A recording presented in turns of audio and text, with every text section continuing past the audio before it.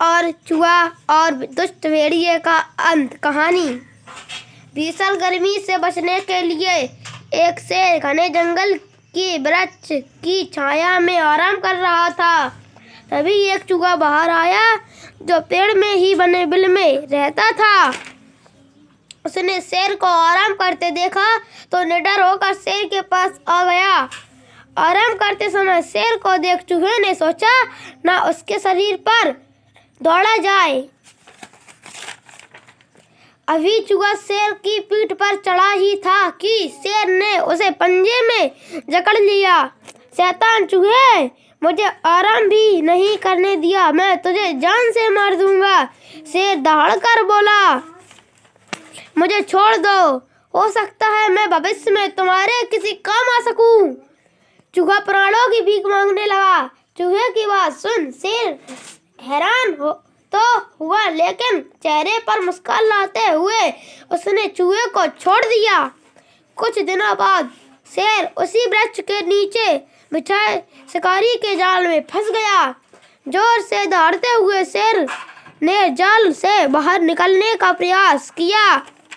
शेर की दहाड़ सुनकर चूहे अपने बिल से बाहर आ गया। उसके लिए अवसर था कि वह शेर के उपकार का बदला चुका सके। कुछ ही देर में चूहे जाल की रस्सियां को उतारकर शेर को आजाद कर दिया। शिक्षा, किसी को छोटा व कमजोर ना समझे। दुष्ट भेड़िए का अंत। एक बार एक भेड़िया शिकार की तलाश में यहाँ वहाँ घूम रहा था।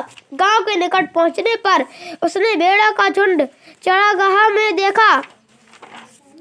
भेड़िया सोच रहा था कि कैसे भेड़ को मारा जाए। तभी भेड़िए को एक खाल पगडंडी के पास पड़ी दिखाई दी। चालाक भेड़िए ने कुछ सोचा और भेड़ की खाल ओढ़ ली। अब वह किसी बड़ी भेड़ की जैसा दिख रहा था। भेड़ों के झुंड में शामिल भेड़िया तभी चरवाहा वहां पहुंचा। भेड़ों को वापस ले जाने लगा। गांव में पहुंचकर चरवाहा ने भेड़ों को बाड़े में बंद करा और दरवाजा बंद कर दिया। भेड़िया मन ही मन खुश हो रहा था कि भेड़ों का शिकार करने में अब कोई कठिनाई नहीं होगी।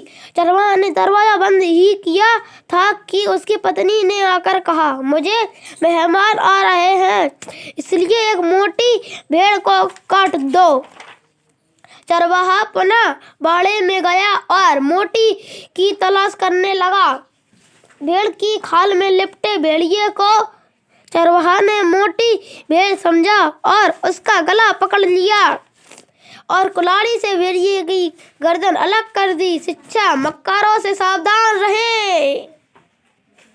धन्यवाद।